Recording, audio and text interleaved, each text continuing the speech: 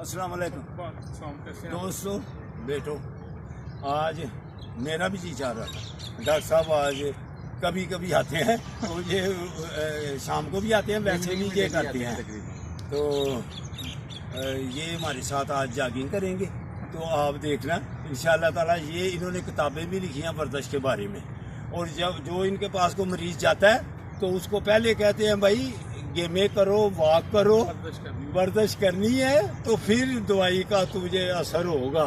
तो अल्हम्दुलिल्लाह ये डॉक्टर साहब कितनी है? मेरी 63 एज है और माशाअल्लाह जवानों की तरह स्टिल यंग है और बेहतरीन वॉक भी करते हैं, वर्जिश भी करते हैं। अब इंशाअल्लाह ताला हम डॉक्टर साहब के साथ जॉगिंग करेंगे इंशाअल्लाह। आगे चले जा, आगे चले जा। वाह भाई जिंदाबाद।